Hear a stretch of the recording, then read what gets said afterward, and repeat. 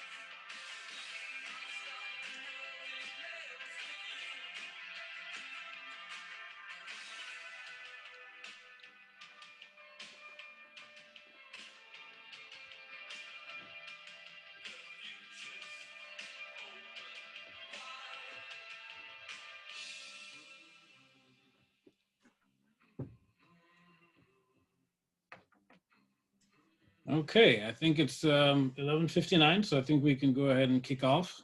You're okay, Todd?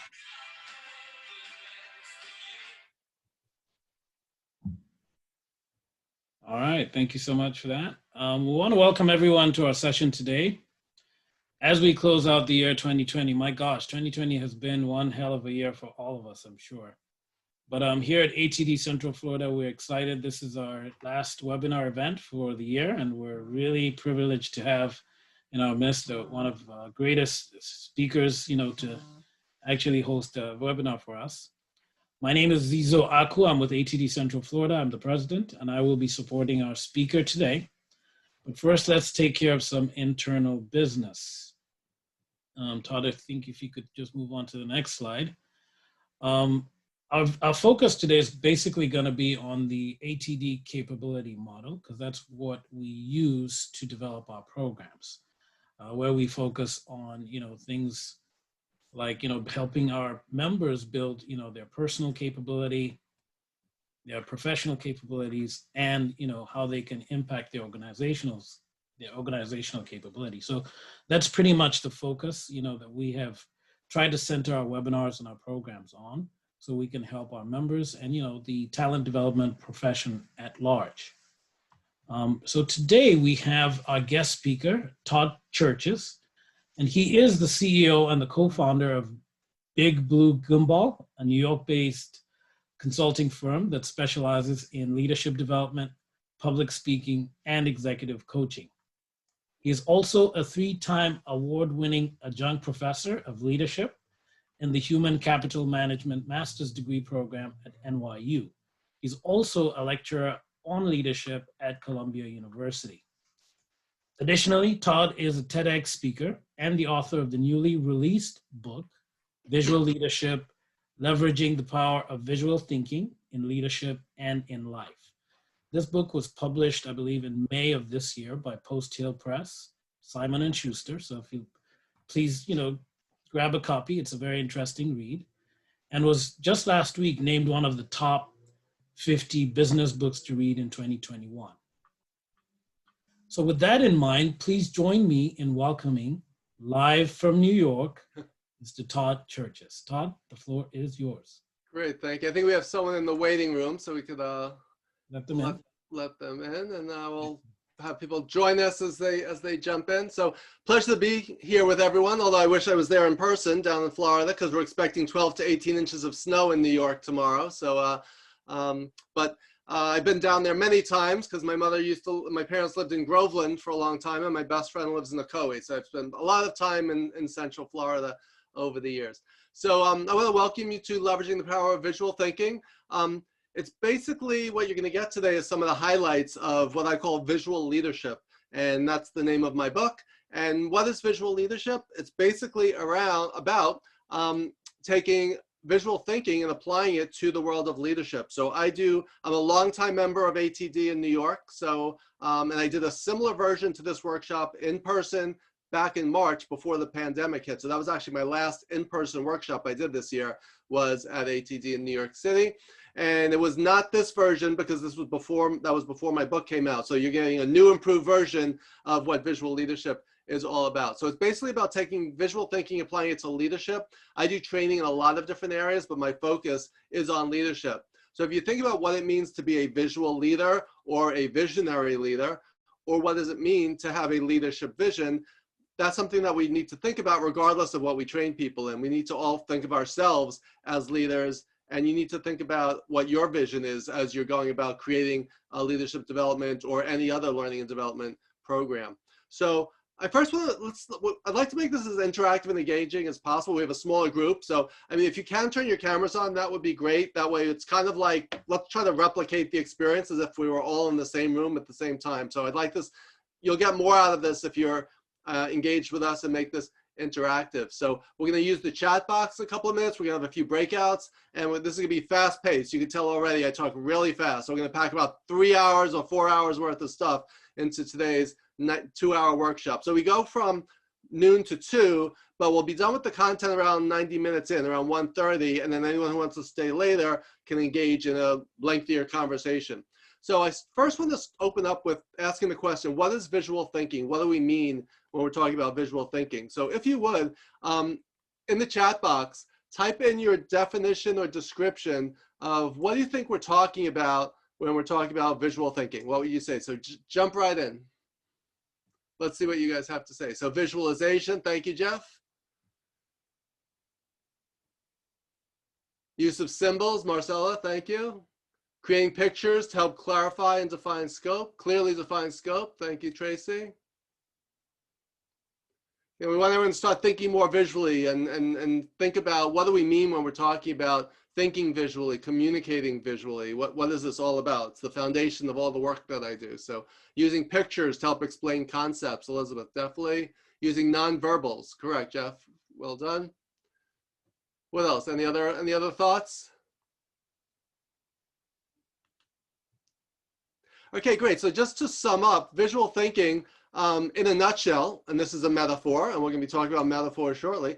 Visual thinking in a nutshell is basically about thinking in pictures. So as opposed to thinking in words, as opposed to thinking in numbers, it's about picturing things in your mind's eye. So it's about visualizing, it's about creating imagery, it's about getting other people to basically see what you're saying. So that's the foundation. So if you think about this, let's say you have an idea pops into your head.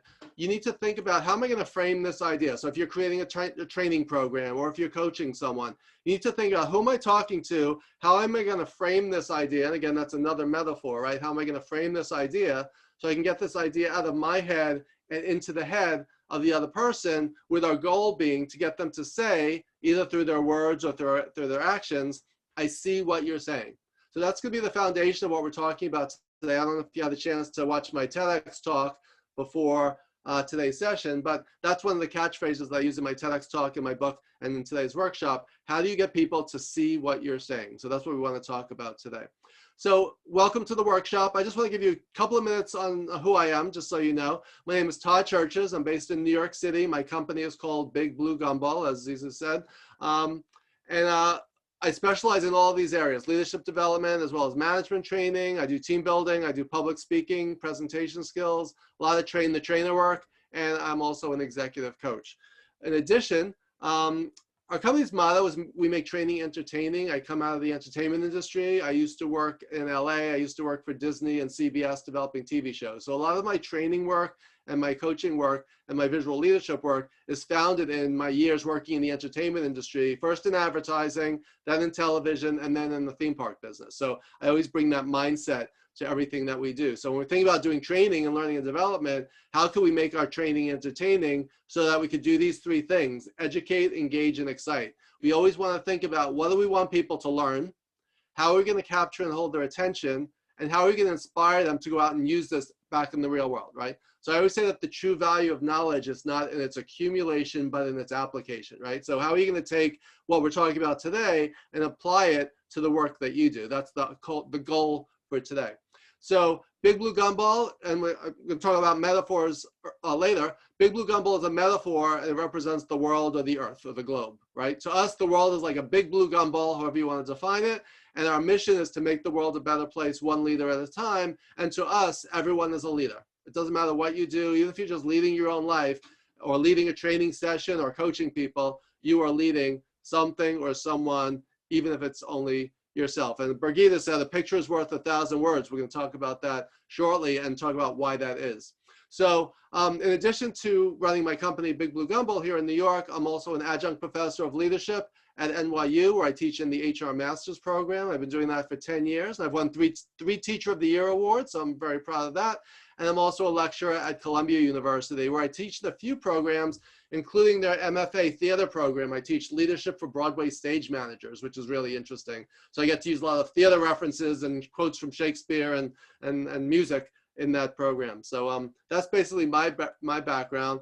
I did my first TEDx talk last year on the power of visual thinking. I'm going to send Zizou the copy of the slides afterwards, and he's going to post them for you. And then if you click on some of these links in the slides, it'll take you right to the different things we're talking about, including my TEDx talk on the power of visual thinking. And as you just mentioned, my first book just came out in May, so I'm very excited about that. It was 10 years in the making. It's some of the highlights of my teaching and my training, and it's a highly visual book. And with that, let's get started. So I'm going to go back and do that one more time. Just figured out how to do this, so I just want to share this special effect one more time. Let's turn the page, and let's get started. So as I mentioned before, I see what you're saying is going to be one of our themes and catchphrases for today. So I want to post this question for you. In what ways do you currently use visuals of any kind, either visual imagery or pictures or visual language, to get others to see what you're saying? How do you incorporate it into your training programs, into the work that you do? If you're a trainer, if you're a coach, if you're an L&D professional or OD or HR, whatever you do, in what ways do you weave visuals into what you do? So with that, what I'd like to do is put you in breakout rooms just for about 5 minutes. So you can take a minute just to introduce yourselves really quickly, but I'm going to set my timer for 5 minutes. Well, we're going to make it 7 minutes because that way you each have a chance to talk. So Zizou's going to put you in breakout groups of around, let's say 3 people per group or somewhere around that, either 3 or 4. Have a conversation around this question. What does visual thinking mean to you, and how do you use visuals of any kind in your work? And then we'll bring you back and then talk about it.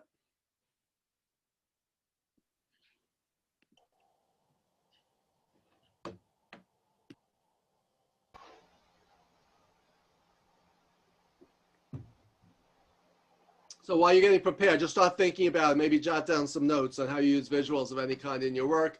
And then when you're thrown into the room, you'll be all ready to talk about it.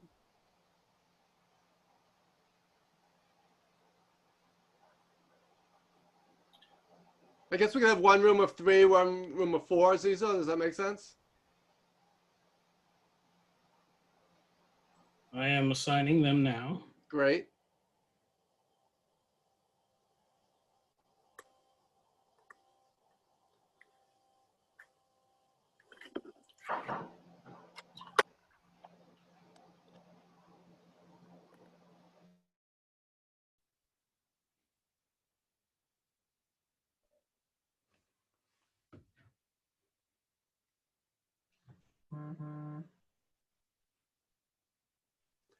I'm going to set my timer for 5 minutes, and then at that point, we'll give them like another minute just to wrap up, and then we'll bring them back.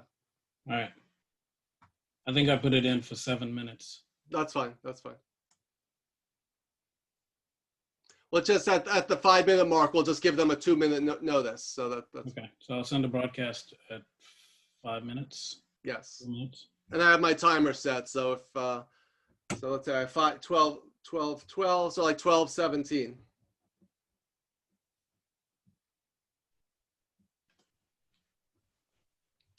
All right. A little smaller turnout than what we were hoping for. Yeah, I thought they would. We had 36 people. I think we have about 12. Some people really come in late, but it is what it is. It is. We can't control that.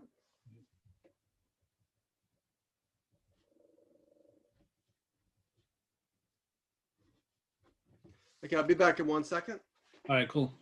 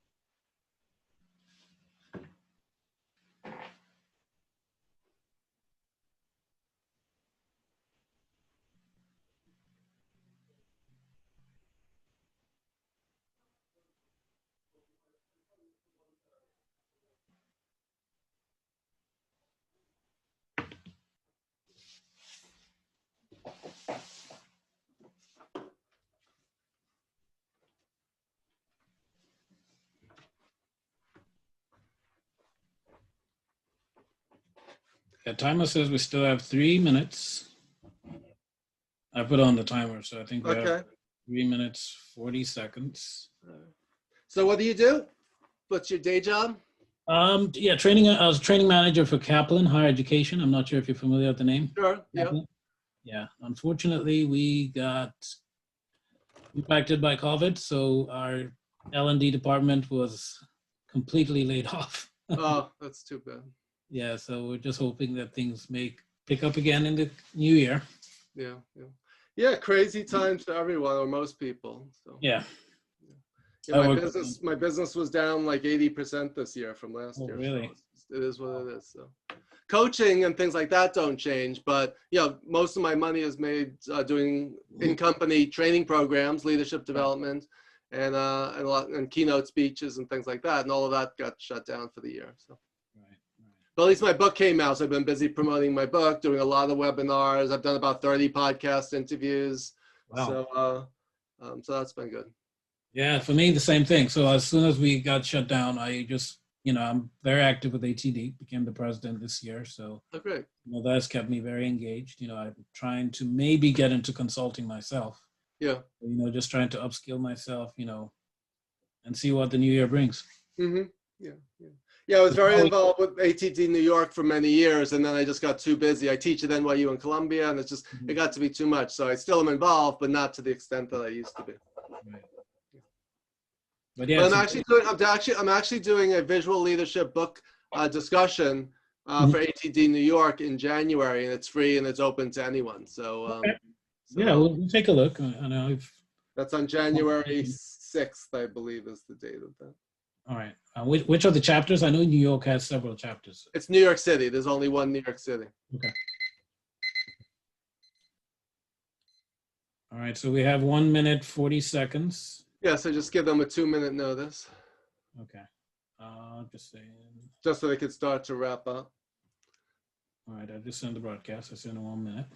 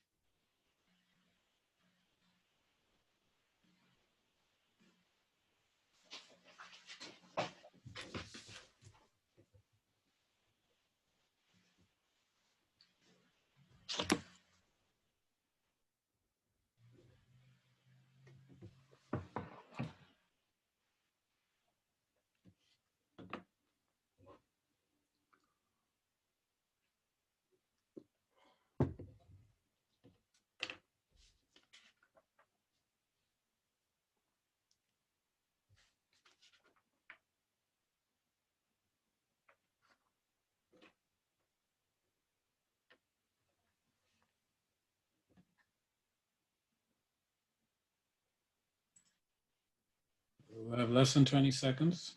Okay.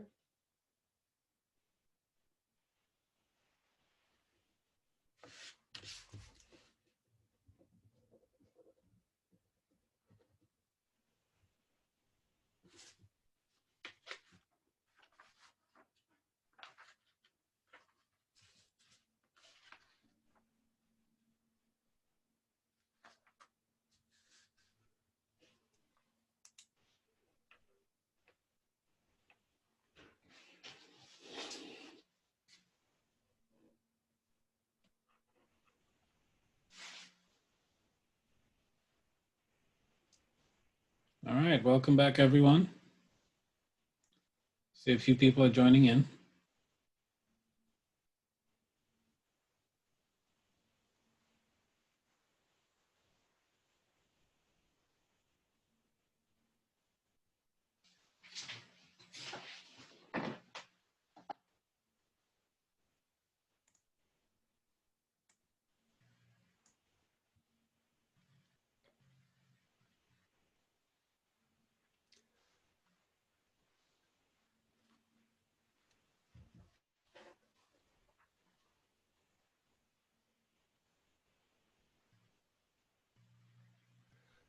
Is that everyone? Is everyone back?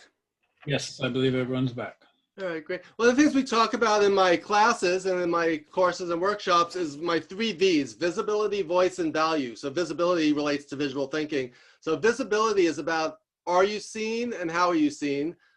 Voice is about, are you heard and how are you heard? And value is about, are you making a contribution to the learning of others? So the best way to improve or increase or enhance your visibility, voice, and value: visibility, turn your camera on; voice, speak up and speak out; and value is share your thoughts and ideas so we can learn from you. So with that, I'm going to encourage you, if you can, to turn your cameras on, turn your mics on, and with a small group like this, let's engage. We're all in the L&D business, right? So let's engage in a conversation. So tell me what you talk about in your group. So who wants to kick us off? Let's just make this a dialogue. You know, sometimes we'll use the chat box, other times we'll just speak up and speak out. But who wants to tell us your response to the question, how do you currently use visuals of any kind in your work?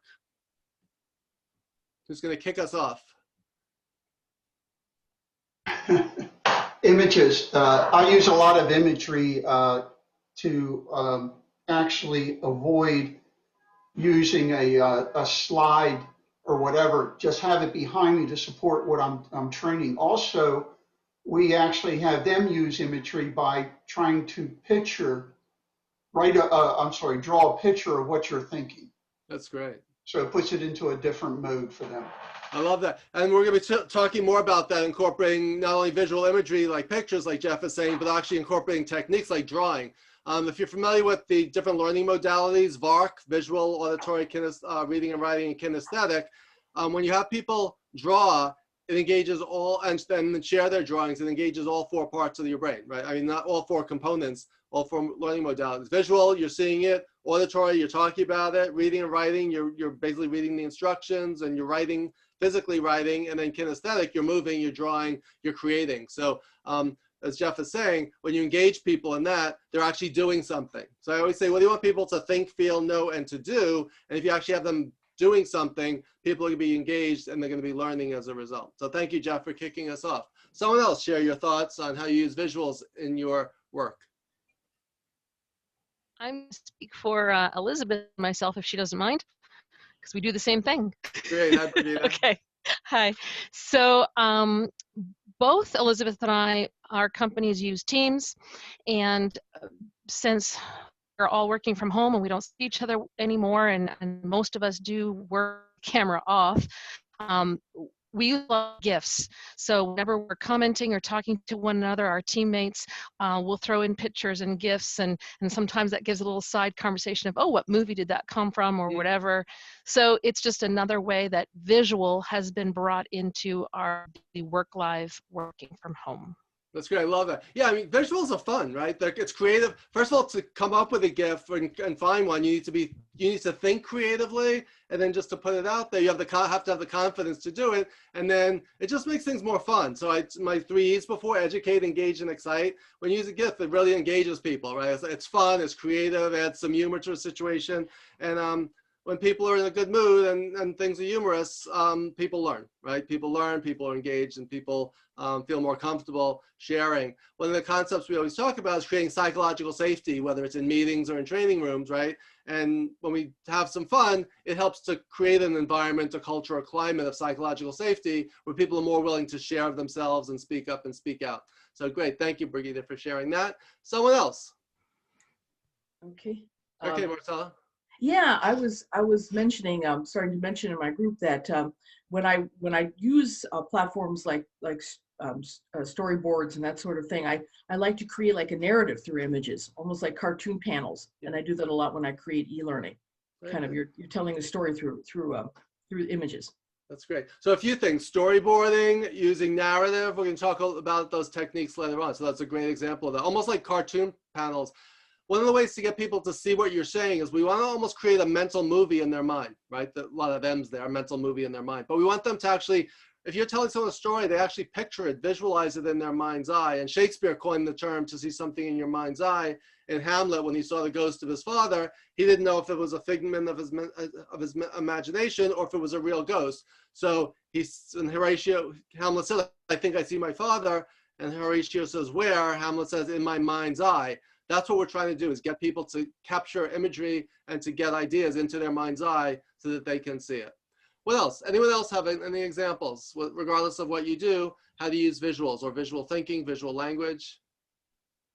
I'll go. I was Okay, talking about using the characters in Rise as well as the backgrounds that are in there and trying to find one that actually matches the emotion that I'm trying to convey. The cognitive dissonance that comes across when it doesn't quite match is really important to pay attention to, because you want the visual to support the point that you're making. And when the character is supposed to be surprised or confused or whatever, you have to make sure the eyes and the hands and everything match what is happening. That's a great example. Yeah, I mean, using characters, fictional characters, images from movies, whatever, it just, again, it engages the mind. But like you're talking about with cognitive dissonance, your imagery needs to be consistent or congruent with your message. Otherwise, like you're saying, it creates confusion and it does the opposite of what you're trying. So you can either enhance understanding or you can actually cause more confusion with people. So we're trying to, so it's really important not just to use images, but to use the right images and good images and the best images. I've seen a lot of people just throw images up there, just, oh, I need a visual here. But if it's not, doesn't support the message, then what was the point? You just confuse people and actually cause that cognitive dissonance in them. Let's get one or two more. Anyone else who hasn't shared yet can talk about how you use any kind of visuals. And then I'm going to give you some of my tools, tips, or techniques on how we could do this more effectively.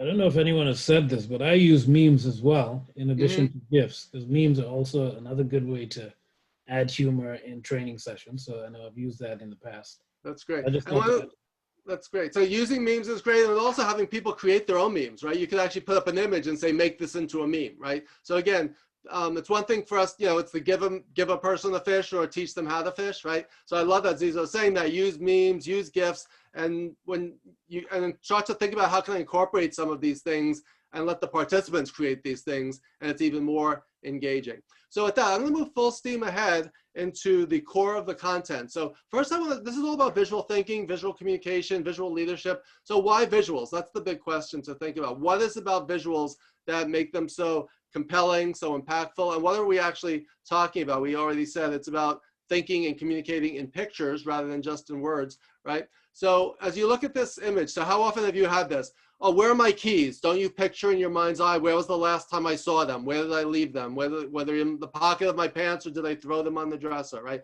You know, what's that person's name? My wife and I are always watching movies, and she'll say, oh, you know that guy who was in that movie? It's like, okay, has anyone ever done that? You know, that guy in that movie? Oh yeah, he was in with that woman with the other. It's like, that's the conversations we're having at this point in our relationship. So clarity is key. But as you're doing that what's his name kind of thing, we're picturing them like, oh, remember that scene? He was in that movie with Meryl Streep or whatever. And we're trying to figure out, it's on the tip of our tongue, right? So when we use visuals, what visual imagery does is three things. And I talk about this in my TED Talk. Visuals help us to be more effective thinkers, innovators, communicators, trainers, coaches, managers, leaders, whatever we do in these three ways. It enhances A, C, and R, attention, comprehension, and retention. So if you want to take a second, just write these down. And again, we'll send you the slides afterwards, but if you want to capture some things down while we're going along, A, C, and R is attention, comprehension, and retention.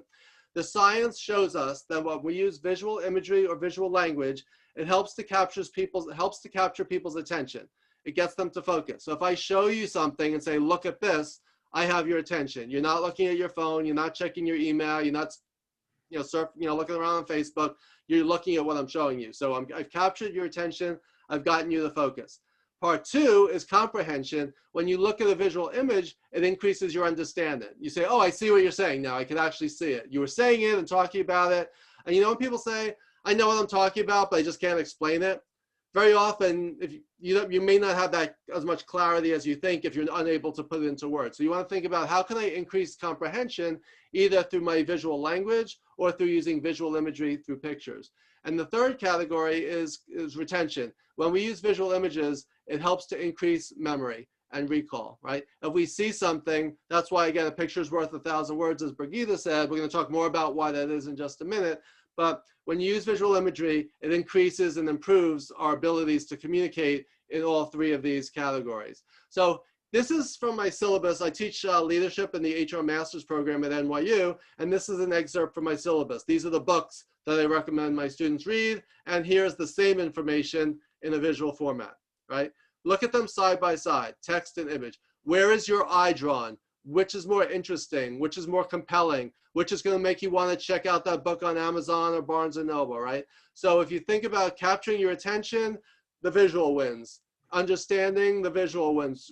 Retention, if I shut this off right now and said, how many books can you name? If you were just going off the text list, maybe you would remember the 1 or 2. With the visual images, people tend to remember 4, 5, 6, or even all of them, right? That's the power of visual thinking in action, because it leverages both sides of your brain, both the left and the right side. And when the left and the right side of the brain are battling it out, the right side always wins. And for proof of this, I've played this for hours, and the right side always wins. So that is scientific validation that the right brain beats the left brain. But the real science behind it is these 2 theories. I'm not going to go into a lot of detail about the brain science, but there's 2 theories at play here. One is called the picture superiority effect, and the other one is called dual coding theory. And what I'm going to do now is I'm going to stop the dueling fencers, because visually they're very distracting. So the picture superiority effect says that when text and pictures battle it out, the pictures always win. Our brains are just wired that way, and our eyes and our brains and our minds are just drawn towards the visual imagery and away from the text. So pictures are superior to text alone. The other theory, dual coding theory, is that when it's not either or but both, when you use both text and imagery, it really solidifies the message. So it's dual, D-U-A-L, as in 2, the 2 sides of the brain, D-U-E-L, as in the fencing duel that we just saw a few seconds ago. So these are the 2 scientific theories. If you want to just look either one up, you could do more research if you're inclined towards that. But the bottom line is visuals rule over text alone, and that's why a picture is worth 1,000 words, as Brigitte said earlier. And Napoleon even said that a good sketch is better than a long speech, and he said that, you know, back in in his day, although he probably said it in French, because I'm not sure if he spoke English, but a good sketch is better than a long speech. So think about, how can I incorporate a sketch into what I do so I'm not just speaking the whole time.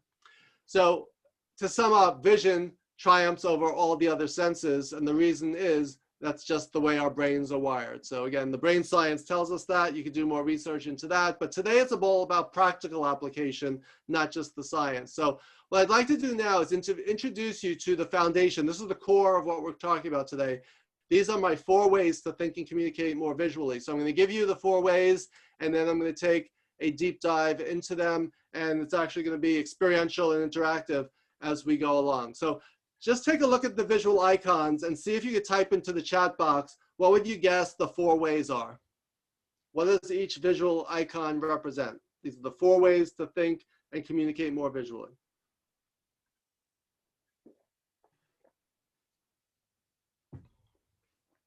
Feel free to put it into the chat box if you have guesses of any of the 4.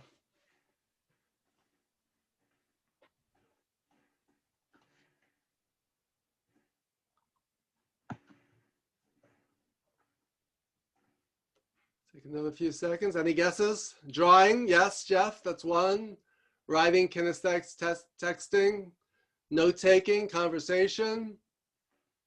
Writing, text, draw, sharing. Great. All right. Well, none of these are wrong answers. They all weave into this model. So let me pull back the curtain on the 4 ways. So category 1 is using visual imagery and drawing, right? It's using pictures, PowerPoint slides, maps, anything that you could take in through your eye visual imagery, and also drawing, picking up a pen and sketching something out, or getting up at a whiteboard, a flip chart. Category 2 is using mental models and frameworks. Category 3 is using metaphor and analogy, and category 4 is using storytelling with bonus points for humor. Because like we said before, when you incorporate humor, when appropriate, not jokes, but humorous anecdotes and things like that, people are more engaged because they're having a good time and they're entertained and feeling better, and that's when people are learning. So let's walk through each one at a time with some visual examples that will bring these to life. So category 1, visual imagery and drawing. Or drawing, I should say. So this is a very common metaphor that we use in the world, right? So an iceberg, we say this is just the tip of the iceberg. When you first meet someone, it's just the tip of the iceberg. If someone's an overnight success, we base it by what we see, not the years of suffering, struggling, and pain and rejection that they went through before becoming an overnight success. So the iceberg, when we use that visual image, we can use this in a lot of different contexts, and what it represents is what we see versus what we don't, what's beneath the surface, right? So that's just one example. It's also a metaphor, and we'll get to metaphors in just a few minutes. A map, this is a subway map, right? So if you were coming to New York and you looked at this map before getting here, and I said, oh, I live on the Upper East Side, you could say, oh, where do you live? I could say I live on near the yellow, off the yellow line up by 86th Street. So you could follow the yellow line. If you said, oh, how do I get to Times Square? I could say, take the yellow line downtown, and right there you could switch to the red line if you want to go down to the Statue of Liberty, or if you go into Ellis Island or something. So a map is a great way to explain something visually. So a map is not just a visual image, a picture, but it's also, it falls into category 2. It's a framework, right? If you have a mental map of a place, like I have a mental map of Orlando based on the times I went down there to visit my parents in Groveland or my best friend in Ocoee, right? I have a picture in my mind's eye, but it doesn't necessarily mean I could find my way around, but I kind of know where things are, right? I have a mental map. So that's both a visual image, and that's also a mental map or framework, which we'll be talking about in just a second. If we use data visualization, if we take numbers and put them in the form of charts or graphs, that is a way of visually representing information. And this is a sample, this is a image of my presentation checklist. So instead of just having a bullet point list, if I'm going on a business trip or I'm doing a training program, I look at this to say, do I have everything I need? That's the power of a visual. Let me blow this up a little bit, right? So right here, you can see I'm holding my remote, and I have my water, and I always make sure I have my extra batteries, right? All the things I need, my markers, I have all this stuff. But just by looking at this, in a glance, I could see what am I missing, what do I need, as opposed to just looking at the text. So just like with the books from my class, look at the power of using a visual instead of just a text bullet point list. So anytime we could use visuals instead of text, we know it's superior based on the picture superiority effect that we were just talking about. What you're looking at now, this is my visual bio, right? So this is my resume in a visual format. You can see that I started out in New York way back in 1980. So you can see I just gave away my age, you know how old I am. So I graduated from college in 1984. I worked for Newsday at NBC News. My first job was at Ogilvy and Mather in New York. I moved out to LA. You can see all the different jobs I had working in the TV industry and the theme park business. And then I moved back from LA to New York. I worked for the American Management Association, where I first got into the training business, and I had a series of jobs, and I worked for Dale Carnegie, and I started my own company, Big Blue Gumball, and I teach at NYU in Columbia. So right there, you can see my New York years, my Hollywood years, and my New York years. So in a snapshot, how long would that take to look at that on a text resume, and how boring would that be? As opposed to here, you could say, oh, I see you worked at Disney. Oh, what is Sequoia? Tell me about that, right? Again, it's the power of visuals to communicate information superior to text alone. So thank you, Brigitte, who said you really like this. When did the New York City subways get color coded? I thought they were numbers. Boston always has been in colors. Gene, I just saw your question. I'm not sure what year, but I think it was around either in the 70s, 1970s, I would guess, maybe the 80s, but that's, so it was always numbered, but then they added the color coding system to the maps, and that made it so much easier to say, take the red line or the green line. And Brigitte, what do you like about it? Just if you'd like to share your thoughts. What is it about this that resonates with you? So first of all, I don't have to start, my camera's off. That was really rude. Okay. So immediately my eyes jump to things I recognize, logos that I recognize. I'm like, oh, okay. It would take me so much longer to read what you got here. It would take me forever to read through it. Here I'm like, I recognize. And it quickly in my brain tells me what you've done and where you've been. And I think it's just brilliant. Thank you.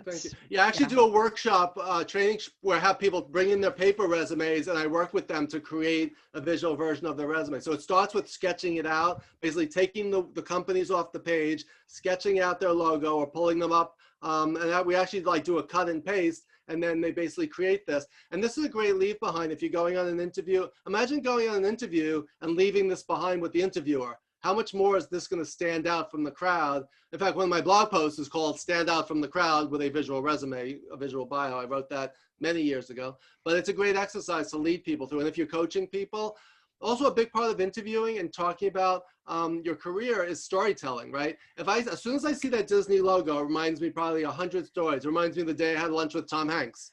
It reminds me of the day I bumped into Tom Selleck. It reminds me of so many things. At CBS, I was sitting in the commissary and Vanna White said, "There's someone sitting here." And she sat down across from me wearing a bathrobe and her hair in curlers because she was about to start taping Wheel of Fortune, right? So like every logo has like probably 100 stories behind it that would not have jumped out if it was text alone. So again, that's the power of images. It triggers a part of the brain, your memory and the storytelling part and the creative part of your brain. So there's a lot of different ways you could use something like this. Now we talked about drawing. Jeff is the one who originally mentioned drawing, right? So let's talk about drawing a little bit. If you ask a group of business professionals, how many of you can draw? I just did a workshop for 20 CEOs a few weeks ago, and it was on visual storytelling. And I said, how many of you can draw? How many of you think raise their hand? 0. You ask a group of kindergartners, how many of you can draw? Who raises their hand? All of them, right? So what happens between the age of 5 and 35, 55, or 75? Do we lose our ability or our confidence? My guess is it's our confidence. We think, oh, I can't draw, or that's not part of my repertoire, right? But how often, how valuable would it be as an executive or as a leader of any kind or a trainer to get up and sketch something out on a whiteboard or a flip chart, right? So if you're really good at drawing, I did a workshop a number of years ago called Culture Crash. It was about how to deal with conflicting culture in an organization. And we brought in a graphic recorder who basically sketched out, he did the visual note taking of our whole workshop. So when I see this, all the memories of this workshop come back to me in a flash. And you can see that's me and my brother in the lower left corner. I'm the one with the glasses. So it's not to scale, but it is a representation. But again, this visual representation of this workshop, it all comes flooding back to me, even though it was a number of years ago. Marcella just wrote, I will try the visual bio next time. Most companies not so well known, but can use industries in the images. Yeah, you know, it's great if you have, just addressing Marcella's comment, it's great when you have like recognizable logos like Disney or CBS, but if not, like you said, you could have an image. Let's say you're in the construction business, you could use a hammer. Let's say so you could use a visual image, and we're going to talk about that in just a few minutes, but yes, you could use some kind of other visual image or icon to represent the company or the industry if the logo doesn't work for you. So another example of using visual imagery in drawing is getting up at a flip chart or a whiteboard. Like here, this is an example of one of my mind maps that I did in exercise, where you put your name at the center and you talk about 4 aspects of your life: friendship, love, work, and your own personal well-being. And we had people draw a mind map. So you can do mind maps, you can do storyboards. The key is to get people to pick up a pen or a pencil and actually start using that side of their brain. Napkin sketching. Dan Rome wrote a book called Back of the Napkin, which is all about how to be a better napkin sketcher. So whether it's a napkin, an envelope, or a piece of paper, it doesn't matter. It's all about getting ideas out of your head and out on some other medium. It can even be a tablet, right? You could do this digitally on a tablet, right? Last month, I had my first article published in Inc. magazine. It was called, Can You Draw What Your Company Does? And if you want to know the full story behind it, you could just click, when you get the slides, you could click on the link and read the article, or you could just Google the title, Can You Draw What Your Company Does? And you could read it, hopefully not now. But what I'd like you to do right now is this drawing exercise. So if you would, take out a piece of paper and either a pen or pencil or marker. And this is what I'm going to ask you to do. Let's actually do an experiment. I did this in my NYU class the other night, and let's see how this works here. Drawing exercise. Take out a pen or pencil and a piece of paper. And what I'd like you to do right now, I'm going to give you 2 minutes on the clock. Draw a picture of an effective leader. What does an effective leader looks like? I'm going to put 2 minutes on the clock, and let's see what you produce. So 2 minutes and go.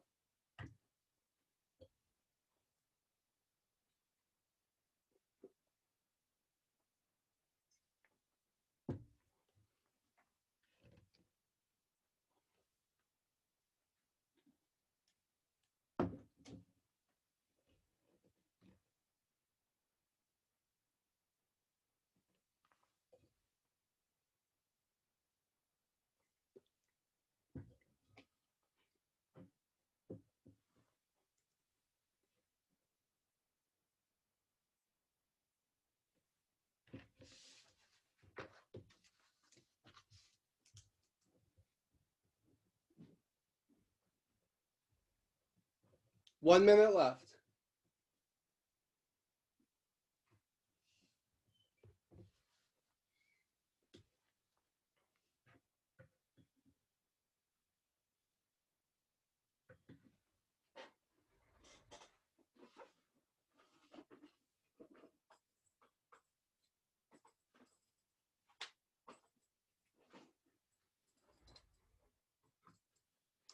Okay, take another 30 seconds.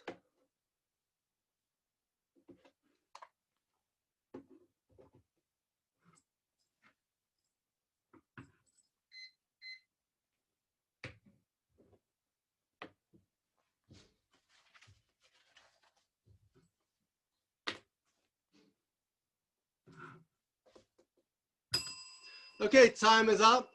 Who's willing to hold up your drawing and show it to us so we can see what it looks like? And you want to walk us through it? Jeff, why don't you go first? Walk us through it. What's in your picture? A person with big ears. Okay, and what is that? A listener. A listener. Great, thank you. Someone else? Marcelo, what do you got? Communicator. Okay, excellent. Who else? We got pictures. Brigida, what do you have? I can't Oh, I Todd can't with get the- it to with the work. Oh, back. there we go. Oh, my background's messing it up. All right, so if you angle it, we can kind of see it. What's in your picture? It's so the person on the bottom is the effective leader and they lift everybody up. So it's a reverse of a pyramid. Great, love it, love it. What else? Can you see CK. mine? It's, Yeah, yeah, go ahead. Someone else.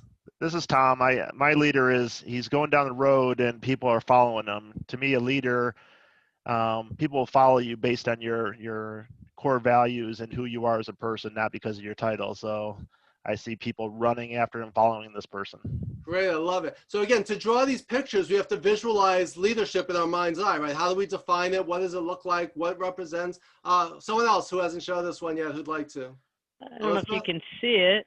Yeah. Can you see the little, so anyway, I managed to pick the only colored piece of paper in the room, but so I had a leader with followers, the same idea as the one going down the road. And what I was getting to was then sending them out. But, you know, really great leaders also encourage people to then move on. Great. And so I didn't get to that part. So you have to leave the nest at some point, right? So Yes. was that a duck or a goose or? It's supposed to be a duck because I have a basket of ducks behind me somewhere, and the kangaroo is blocking them. But. Okay. Great, thank you. Veronica, what do you have?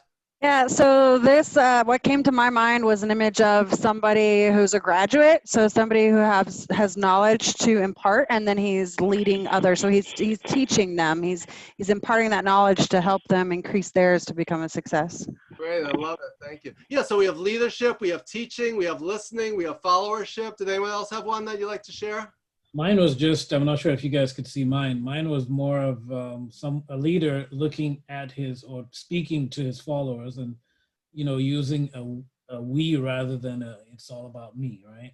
Okay, You know. great, great. Inclusive language, talking about we and us instead of me and my, right? So that's great. So let me just pull back the curtain on this. This is an exercise that I created based on this article in the New York Times from a couple of years ago. They asked people to draw an effective leader, which is basically what I just did. Now, this is what they found.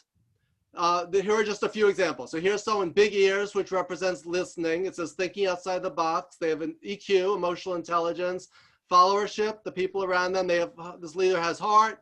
The door is always open, right? So that's one image. The next one, this leader has ideas, big ears for listening, communicating a vision, comes up with solutions, manages their time more effectively based on that watch. And then this one actually was a really good job of drawing. Look at all the things in here, right? Communication, well-dressed, so executive presence, a listener, experienced, decisive. What do you notice about all three of these images?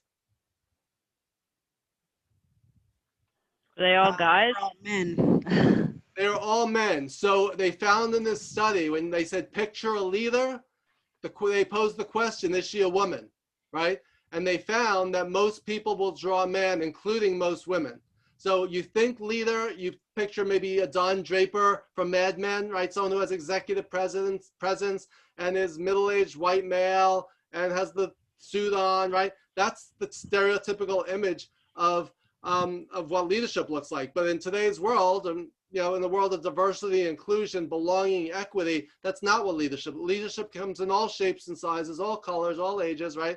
So if you think about how we represent things visually, if you look at these pictures, again, some of the themes are consistent, right? The listening and followership and speaking and all these things, but picture, you know, what does leadership look like? And we need to change the image in people's mind's eye of what leadership looks like. Because if you're interviewing someone for a leadership position, if your mindset is middle-aged white male, that's what you're going to end up hiring, a cookie cutter workforce. You're not going to increase your diversity. You're not going to think outside the box. And you know, so just, it's really interesting. So Marcella, you said I purposely drew a woman, right? So it's interesting just to think about stereotypes and breaking boundaries and breaking ceilings, right?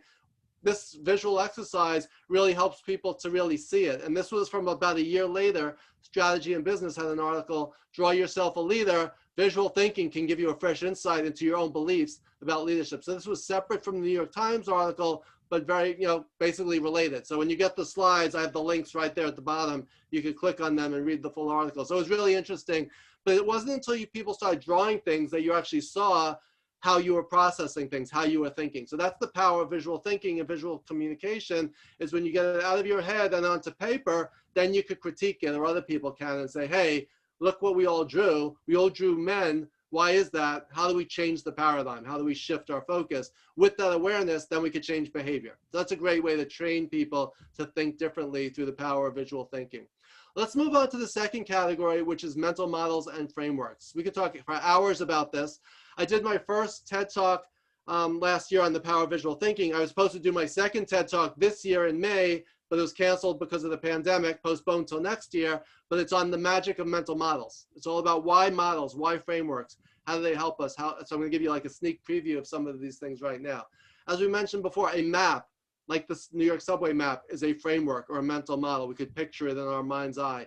Here are a few models, right? My Venn diagram is a visual model. Who could type in the chat box, what's the model in the upper right called, this classic model? Who can identify it? Anyone?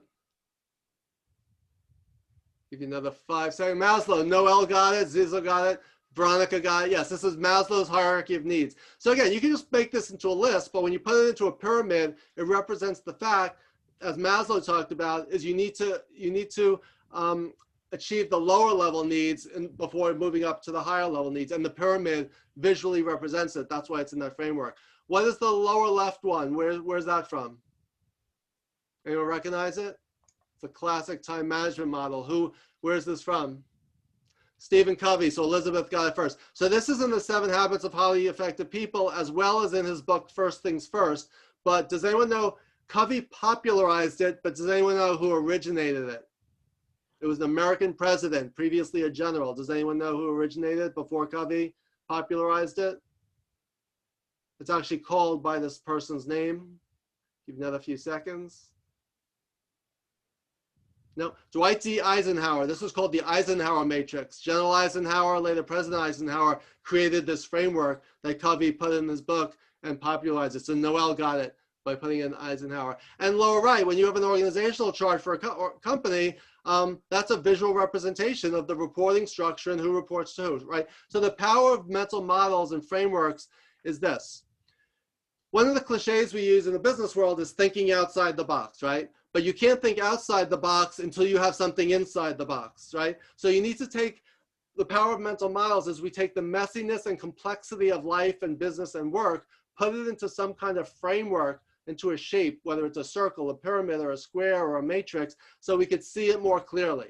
And once we see it more clearly, we could see solutions that we might not have otherwise seen. That's the power of mental models. So it could be a mind map or a storyboard. You could see the affinity diagram using Post-its, or a process diagram, right? When we put something into a structure so we could see it either sequentially or in some kind of way so we could visualize it, then we could talk about it. So the model does not solve our problems. It helps to see things more clearly so we could find solutions that we might not otherwise see. And we're going to talk about metaphors in just a minute, but here's an example of frameworks using metaphors as an example. Let's say you're having 8 people over for dinner after the pandemic is over, and you need 8 table settings, right? You open up the silverware drawer, and this is what it looks like. How long is it going to take you to create 8 table settings? Probably a long time. You open up the other drawer, and you see this. How much quicker are you going to create, put together those 8 table settings, right? Here is messiness and complexity. This is simplifying complexity by putting things into categories or into a framework. That's the power. So if we could create a framework, we could see things more clearly and find those solutions more clearly. And this is just one metaphorical example of that in action. So that is mental models and frameworks, category 2. An example of other mental models in my leadership workshops and my NYU and Columbia classes, these are some of the models that my students take away and add to their visual toolkit. So just at a glance, even if you can't read the text because it's too small, you could still see the visual model and the whole thing will come flooding back to you because of the power of the picture, right? That's the power. So think about in your training programs, are you creating job aids that are visual? Are you giving people models and frameworks that they could use, that they can take a picture of and keep on their phone or hang up on, next to their computer? That's the power of using visual imagery and mental models to communicate ideas. It's, again, attention, comprehension, and retention. You'll get them to focus, get them to learn it, and they will remember it when you use visuals. Category 3, metaphor and analogy. Why metaphors and analogies? Well, first, earlier on when I opened today, I said visual thinking in a nutshell is about thinking in pictures, right? It wasn't in a literal nutshell. In a nutshell means what? In a small, brief, tiny way of explaining it, right? But we use it in a nutshell all the time, but we don't visually think about why a nutshell as opposed to a pistachio shell or something else, right? Is this an almond, a walnut? What kind of shell is this, right?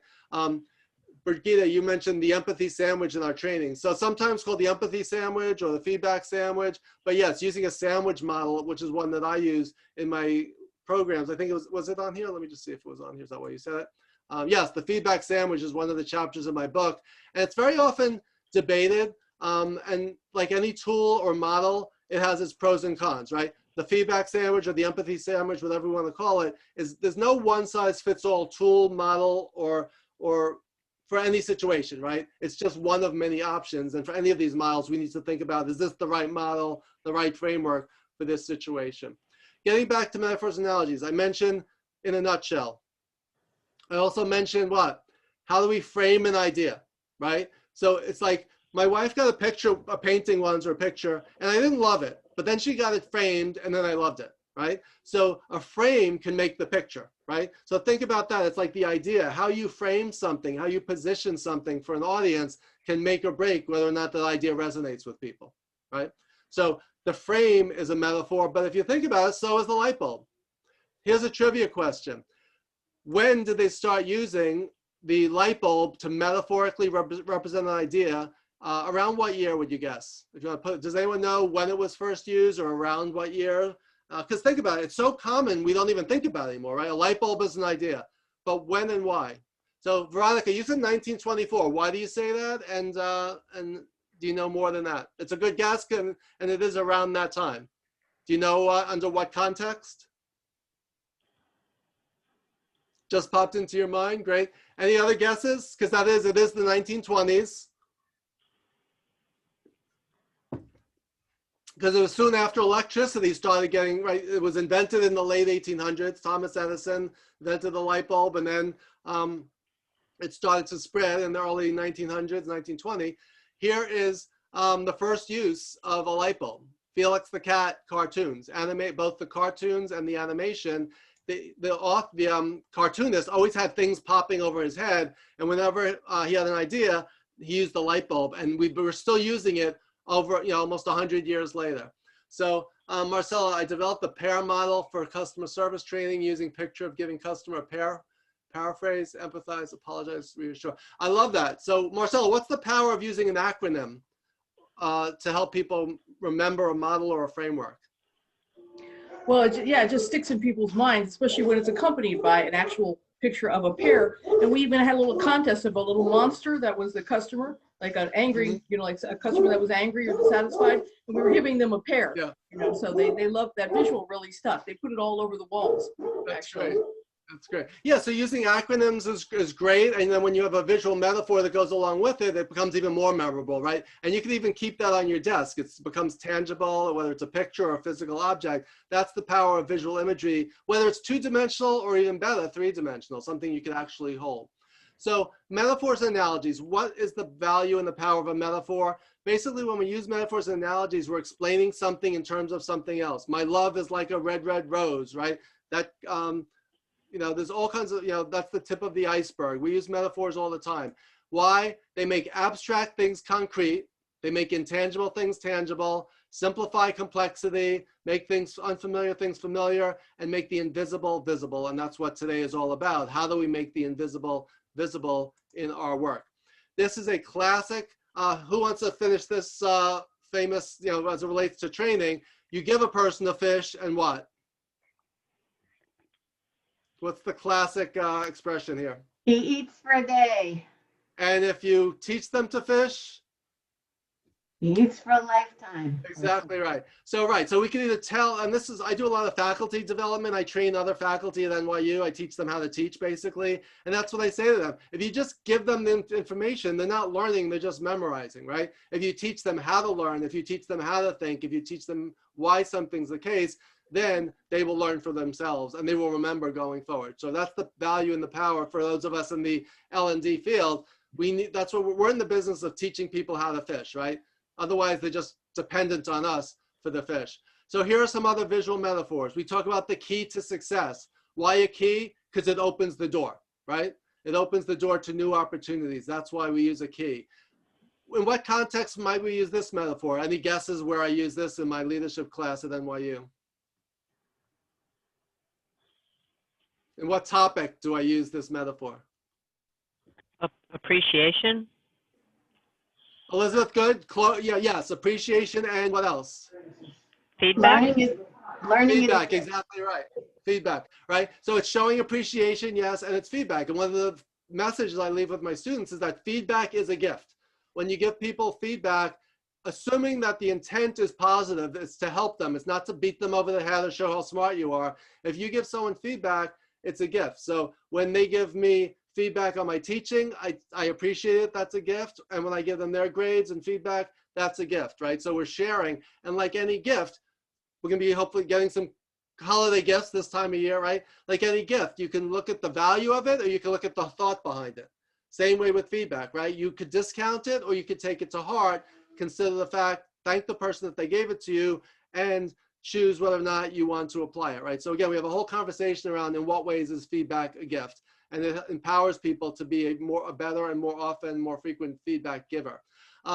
Using an expression like it's like talking to a wall, right? Why? Because the person's not responding, it's just bouncing off them. Or saying it's like a broken record. One of the things about metaphors, they don't always translate across cultures, as Marcella said. So talk about that. Why might this analogy right here, this metaphor, not resonate with some people? Marcella, you want to talk about culture? I've done a lot of cross-cultural training and advising faculty, you know, or teaching in other countries, and some of the metaphors, they don't work in other languages. You know, when somebody is translating it into their own language, it makes no sense. Do you have an example? Not right now off the top of my head. All right, we'll put you on the spot. If you think of one, let us know. But in one of my students, I was repeating myself, and I said, I feel like a broken record. They thought a broken record was a good thing, like they broke the world record in the Olympics, right? Right. Because I've got one now. They have not had the experience of a needle getting stuck in the groove and repeating itself as us baby boomers or Gen Xers did growing up, right? I've got one now that in one of my classes, a Japanese girl, she kept on, this was an exercise in which people were not allowed to talk, and they just needed to gesture things out, and she kept on pointing to her nose, and everyone else thought she meant right on the nose. But that's not what she meant, because when you point to your nose in Japan, it's like it's like we point to our chest, meaning, you know, I don't agree, or I have something to say about this. So that's great. And using gestures is an example of visual communication that we didn't really talk about, right? If you point, if you say it's about this big, or is it this big, right? Someone's this tall, right? Using gestures and pointing, that's a way of communicating visually. American Sign Language, right? That's using hand gestures to communicate. So there's a lot of ways to communicate visually as opposed to auditorially. But like a broken record, like I was just saying, does not necessarily translate across generational lines. I'm a big baseball fan, and specifically a Yankee fan, and I use a lot of baseball analogies and examples and talk about the Yankees, but that doesn't resonate with everyone, right? So many of my students are international students from other countries, from China, from India, and other places, right? So I started incorporating more visual metaphors. So if I'm talking to someone from Australia, I might use rugby. someone from the UK, I might talk, or Europe, I may talk about soccer, although they call it football there. I was corrected on that. Or cricket in India, right? Also notice the gender and cultural diversity in the slides, right? You see female soccer players, a female rugby player. So that's what we need to think about in our metaphors is, again, just like with the leaders, so we're not thinking middle-aged white male. When we're talking about sports, we need to think about other sports and other cultures and diversity in all its forms. Sports is a great metaphor analogy, but not for everyone. So sometimes we may want to use other analogies. For example, nature, right? Nature is more universal, right? We all know what a tree looks like, even if it's a different tree from a different culture, right? So if you saw this, you may be talking about what? Planting the seed for an idea, right? So you could plant the seed of a new idea. You could see what bears fruit. You could go out on a limb. You could branch out in new directions. You could try to get to the root of a problem. And if you do, the sky's the limit. There's no telling what you could create. So right there, in a few seconds, I use 1, 2, 3, 4, 5, 6 different nature-related analogies. So don't get locked into the ones you always use. Think outside the box and metaphor, and come up with other metaphors, analogies, and examples that will resonate with different audiences. Especially if you have a diverse audience, you want more universal metaphors and examples that everyone can understand and relate to. And I teach in the HR program, and a lot of times we talk about this, people's career path. But one of the things I say to my students is that our careers are less like a path. And when we take a path, by the way, but we very often come to what? A fork in the road. So when we're on a career path, I say it's very often not a career path. To me, my career was more like a career roller coaster. A roller coaster, a path implies stepping stones, some like casual walk that's laid out for you. My career has been a roller coaster of ups and downs, twists and turns, exhilarating highs, and terrifying plummets, right? So we have many ups and downs in our career. So a roller coaster to me is a more apt metaphor than a path is. But again, we want to mix it up and be purposeful in our communication. What I'd like to do right now is show you this one. Who could fill in the blank here? This is a classic metaphor that not everyone knows. It's generational and cultural as well. Life is like a what? Box of chocolates, Tracy. And why is it like a box of chocolates? Because, and Jean got it as well. You never know what you're going to get. So Jean won the contest, so you beat everyone to it. So the only way you know what you're going to get in a box of chocolate is when you get the Whitman sampler that has the map on top, right? That's the only one I know of that comes with the map. And what is that map? It's a visual representation, so you know which one has the nuts and is the caramel or has the raspberry filling, right? If not, we have to pinch them all. So Whitman found a way to use a visual representation of what's inside to communicate, so you could see what's inside each candy without necessarily taking a bite out of it, as my younger brother used to do when I was growing up. So that's a perfect example of using visual imagery. What I'd like you to do right now is think about this. You never know what you're going to get, right? And life is like a box of chocolates. I want to ask you this question. What is training like? How is training like any of these visuals? Who wants to turn on your camera or mic and say, training is like a blank, and tell us why? The test of your visual, your mental metaphor creation abilities. Pick any image and tell us how training is like a blank.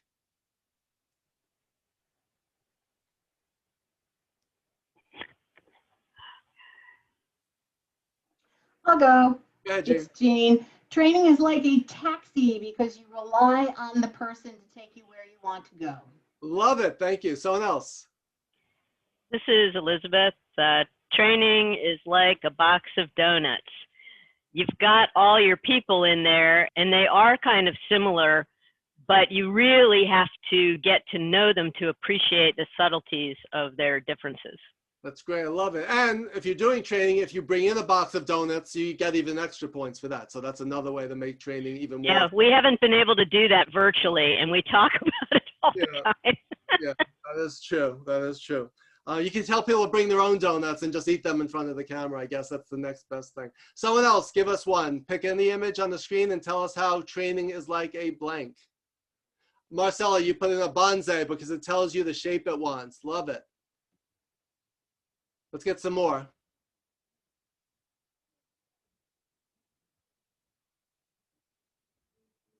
was gonna say training is like a magnifying glass. It helps you amplify, the content or the information you're getting. Love it. Thank you, Zizo. Someone else. Let's get a couple more. I would say training is like a flashlight. It turns the light on to more knowledge, and it lights your path, it lights your way. Great, thank you. And one of the things about all these images, you could probably come up with not one, but 5 or 10 different ways to use this, right? So let's get a couple more. Anyone have any others? Well, let me ask you, how is training like a box of crayons? You can paint many colors. You can do, you use training to get different perspectives from your participants. Great. So like a box of crayons, our participants are diverse and they come in multicolors. And as Izo was saying, we could color their world in a variety of different ways, right? And bring things to light and make things more colorful and more creative. How is training like a banana? Banana, because you're sort of peeling off resistance a lot of times, and it reveals itself as you peel. I love it. So we can peel back the layers on and reveal to them behind the scenes stuff or more inside, so again, any of these we can use in multiple ways. Let's do one more. How is it like a compass?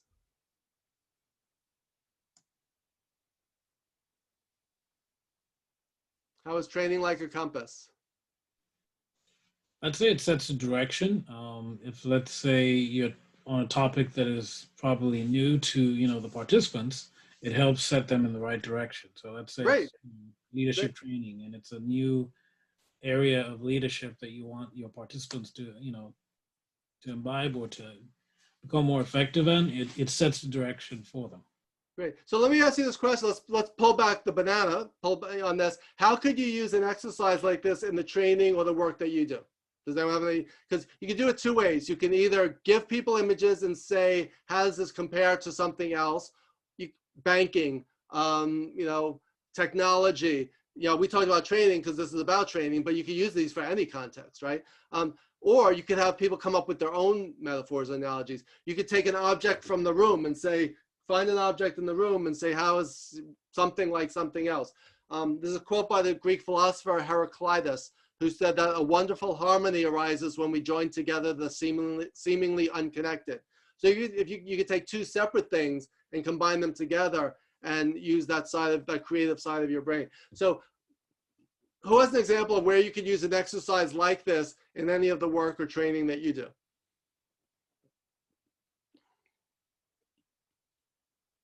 Anyone have an example? Because again, we're trying to think about how can we apply this stuff? How can we use this stuff once you leave this workshop today?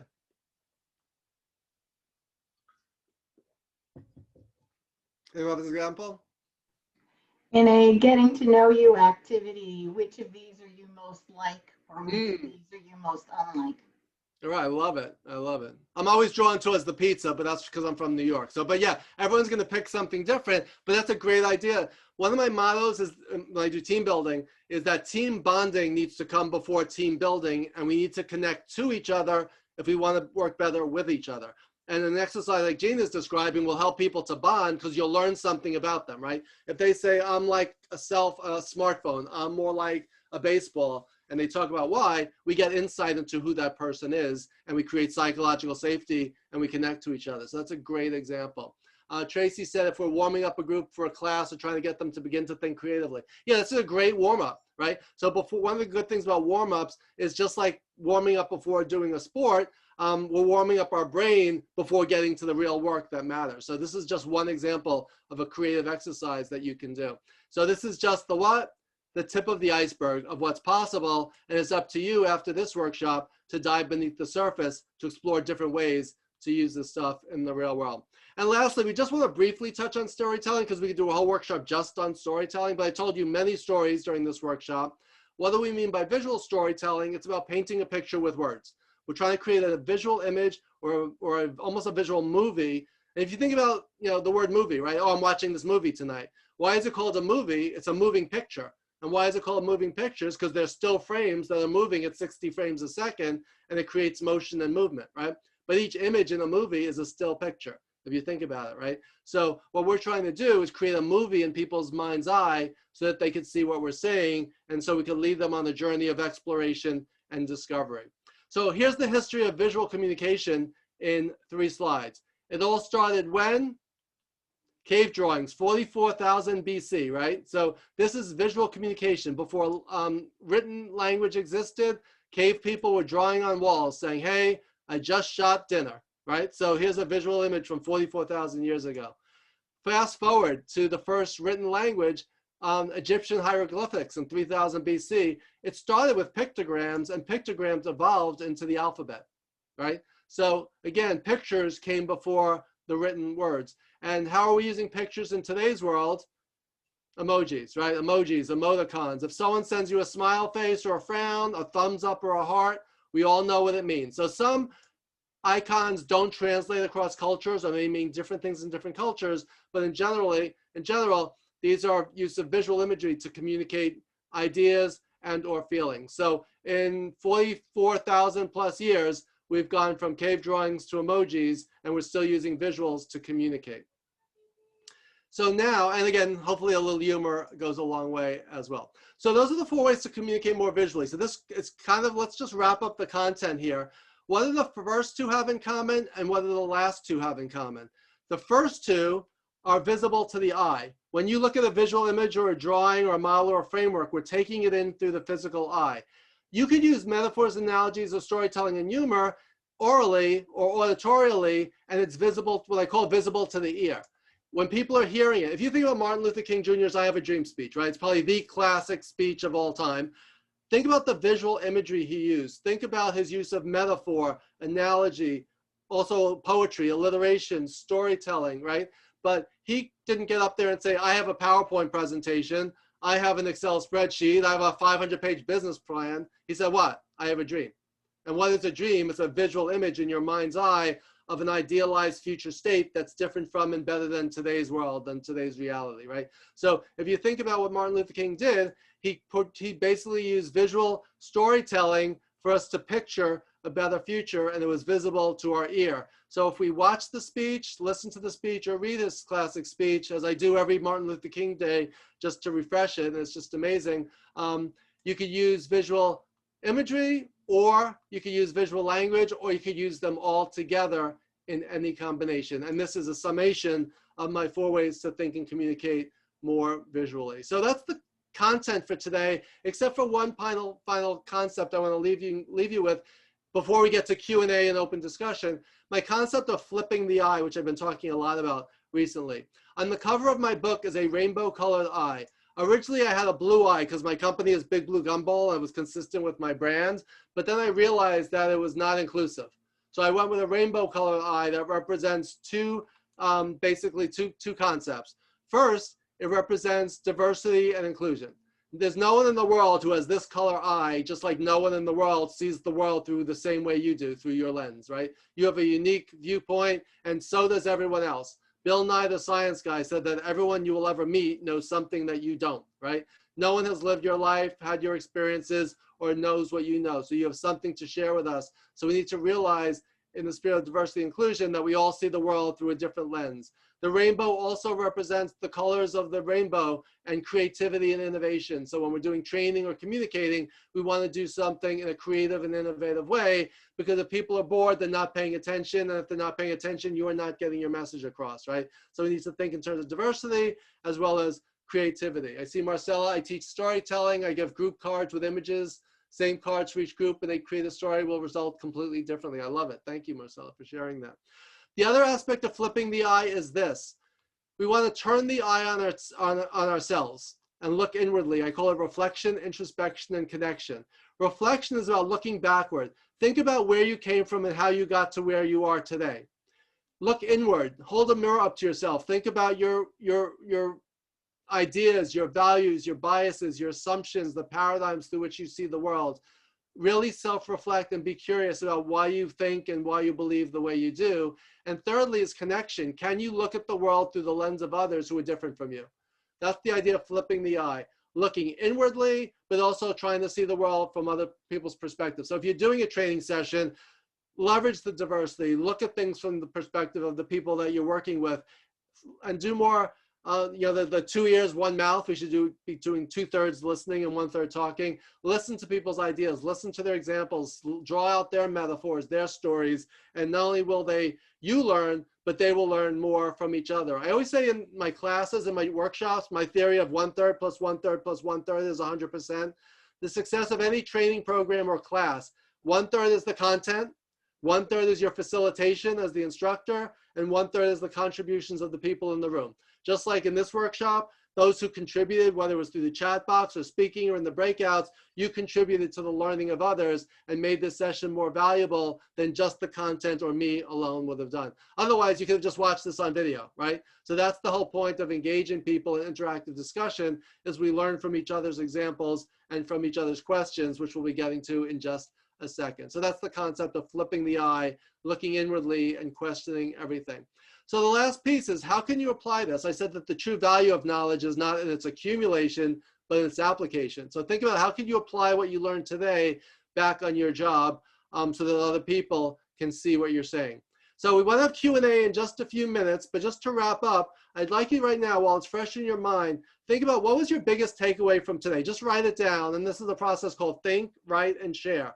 Think about it, write it down, and we're going to get you to share it in just a second. What was one thing that really resonated with you today that's going to help you to be a better leader, instructor, whatever you do going forward? So what was, if you just had to pick one thing, what concept would it be? And what I'm going to ask you to do is type it into the chat box so we could see what everyone put.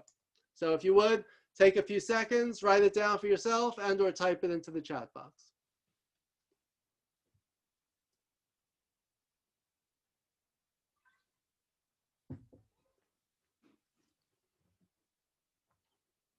It's always interesting to see what resonated with different people. So turning your eye, visual bio, visual aids, more visual communication.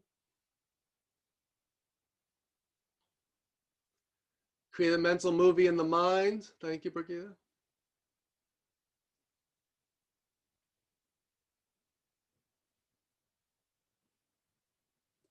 Being aware of visuals, making them relevant. Thank you, Tom. Use of drawing, incorporating drawing into what you do. Any others?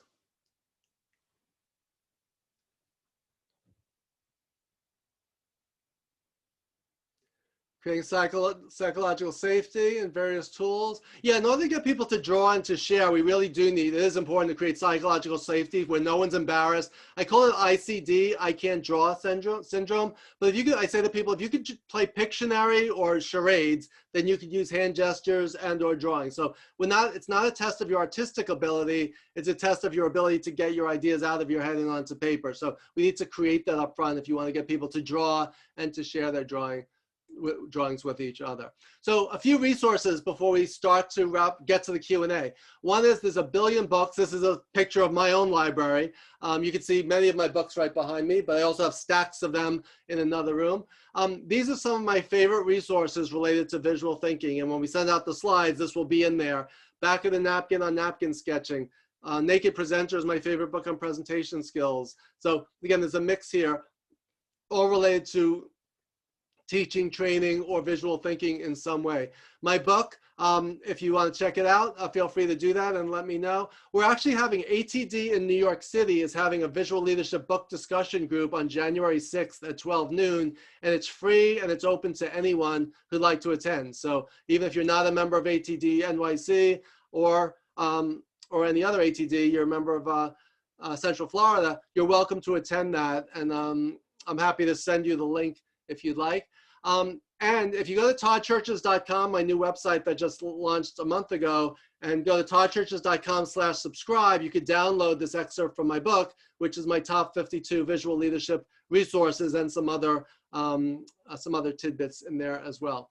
Marcel, you said you highly recommend the 100 Things book. I love them. The 100 Things books by Susan Weinschenk. She has 100 things designers need to know, presenters need to know. If you also Google her, you'll find many of her videos on YouTube. So her 100 Things series is really, really great. And they're visual, which is, again, something I love about them. So those are some of my book recommendations. Download my resources. And while you're at my website, feel free to check out my TEDx talk on the power of visual thinking, which talks about some of the things we talked about today, as well as a number of other stories. It's my 8-minute TED talk from last year. And the last thing I want to leave you with before we open it up to questions is this quote by the French novelist Marcel Proust, who said that the real voyage of discovery consists not in seeking new lands, but in seeing with new eyes. So hopefully you'll leave here today seeing the world with new eyes through the lens of visual thinking, visual communication, and visual leadership, and start to incorporate more of those things into your work and your training. So with that, I'd like to end my presentation and open it up to questions, Q&A, ideas, and comments. So feel free to open up your mic and just talk to us. Anything you'd like to put in the slides. So again, we'll send you the PDF of the PowerPoint slides, so you'll have that. And anyone have any questions or thoughts you'd like to share with us? And also feel free to link in with me. I'm on LinkedIn. I'm the only Todd Cherches. So just go to LinkedIn, send me an invite, and we'll be connected, and we could follow each other. Yeah, and feel free to take yourself off mic if you have any questions. Birgitta, thank you for your note. Thanks for being here, and thanks for contributing. I appreciate it. Hi, this is Elizabeth. Just as we were talking, I thought of a couple other examples. We work with a lot of spreadsheets and data, and because we're about to go into the holidays, lots of people are going on vacation, and so I'm just trying to explain my thoughts about all these calculations and all the possible questions that could arise while I am gone. Mm-hmm. And in the end, I actually sent my coworker a picture of my math. Wow. Which explains my thought process of this equals that, and this came from here. And I just went, so I was like, it's kind of scribbled, and I didn't expect to share it with anybody. But it made it much easier for her to go, I see, that's why where it should add up to 4, this is 6. And, you know, it's talking about a whole curriculum. Yeah. And so all those numbers relate to these spreadsheets. And when you talked about memes and we were talking about GIFs, we are running workshops on Teams, all these, it's all virtual, and we've got engine mechanics. And we're trying to create rapport and, like you said, that comfortable space so they can share and answer all these questions about their jobs. Yeah. And it's exhausting as a facilitator, as part of the team, to kind of keep the energy level up, because you're keeping guys who are used to, you know, all these women and men used to working with their hands. Yeah. They are sitting, staring at a screen for a week, you know, and so we've used the memes and the GIFs, and have found that also encouraging them to use the microphone instead of the chat has really helped. We're just getting outstanding reports at the end. They're like, oh no, we ended 2 days early. Can we just stay with you? You know, because everyone is having fun, and we're getting fantastic data. They're really combing their brains, trying to make sure they've told us everything they know. And so, like I said, it's really been hard virtually, but that's why the kangaroo's out there too. He's my icebreaker for all the virtual meetings. That's great. That's great. So I love that. So you're adding an element of fun, interactivity. And again, we always need to think about who's our audience. What are they interested in, right? So if someone, like for me, if someone starts talking about baseball, all of a sudden you have my attention, right? That's me. For someone else, it might be something else. It could be knitting or dancing or singing, or it doesn't matter what it is, right? So what are the examples of their mechanics? What are mechanics? Again, we can't stereotype or put people in boxes. We need to recognize the diversity, but ask them, what do they care about? What are they interested in? And if we use examples and metaphors, what are ones that they can resonate with that are related to their job or their work or their thinking, right? So, but I love that you showed that up, that you showed your numbers, and someone said, oh, I see it now, right? So again, imagine having to explain that verbally without seeing it, right? You probably couldn't. So that's why teachers want students to show their work. They don't just want to know if you got the right answer. They want to know your thought process of how you reach that point. That's why, you know, show and tell is such a big thing. So I often incorporate show and tell into my workshop. Sometimes I'll do a webinar.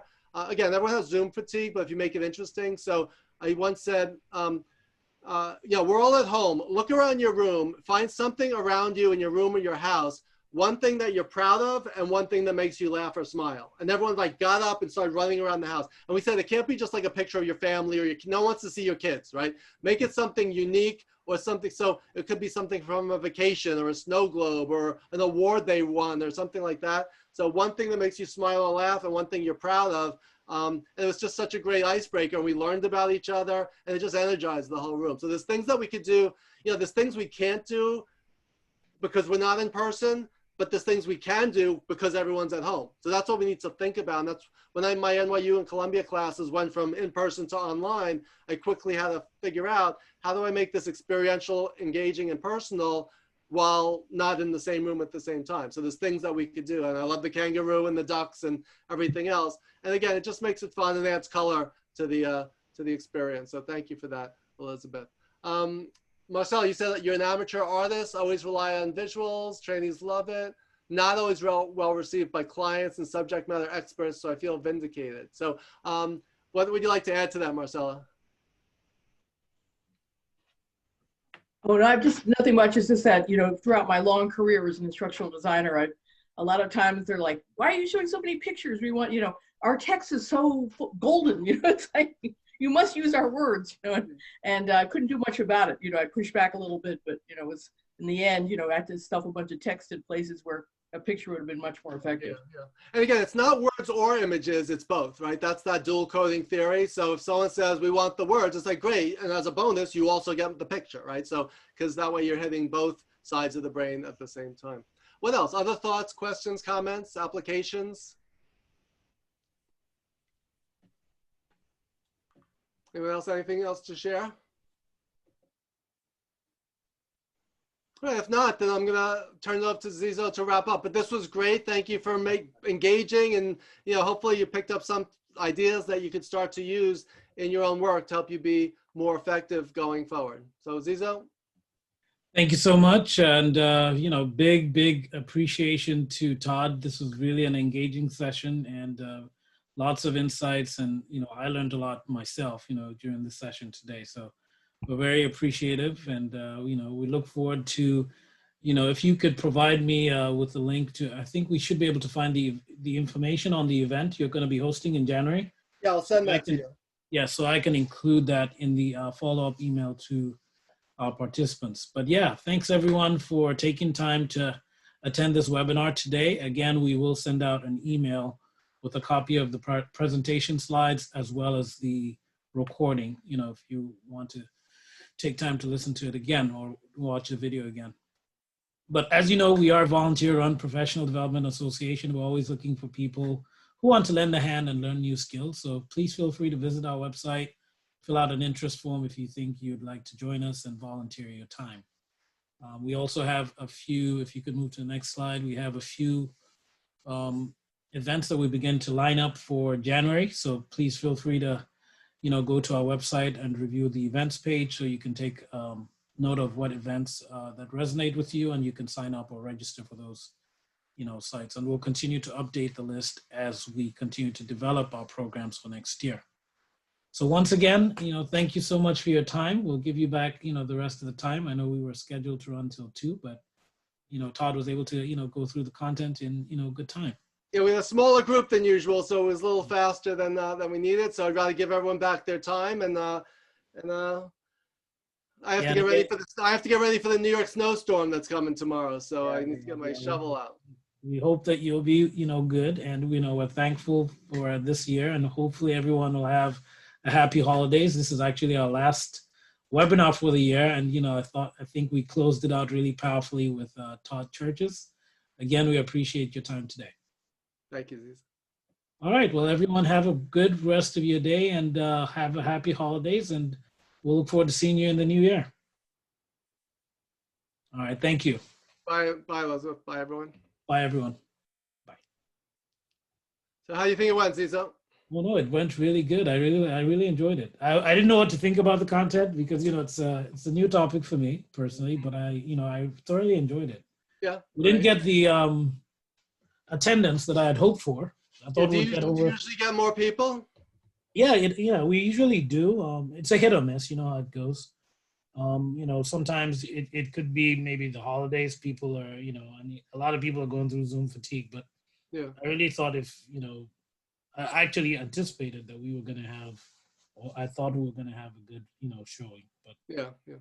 But beyond, there's nothing you can do about it, so it's beyond our control. But at least the people who were there seemed engaged and they were contributing, so that was good. Right. A few people didn't engage, and I don't know if they just tuned in or were just sitting. But it is what it is. You can't control that. But really great content. I really appreciated the topic, and hopefully we'll get to maybe collaborate more with your the New York City chapter, and we can maybe do a lot of collaborative stuff. So yeah, that's great. That's great. Now I have Rose's email. I don't know if I have yours. So let me send. You want me to just send mine to you privately? yeah, you could do that. Mine is just president at, and I'll send you an a LinkedIn invite so we can connect on LinkedIn as well. So, but yeah, this is my ATD email. Got it. And while I have you, let me just send you the invite on LinkedIn. Because I'd like to follow you as well. Let me just get my LinkedIn up. Okay. All right.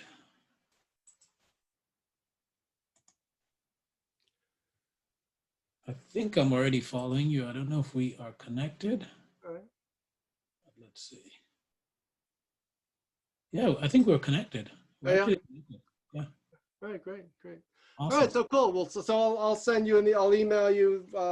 What time is it now? I haven't had lunch yet, so I think I'm gonna have lunch first, and then I'll send it to you this afternoon, and then we'll take it from there. All right. Well, thank you so much again. Thank you for everything. Great meeting you. So much too, and you have a wonderful holidays. Be safe. Thank you. Give Rosa my regards. I'm sorry she couldn't make it, but I sure will. okay. Thanks. Have a happy holidays, wonderful New Year and Christmas.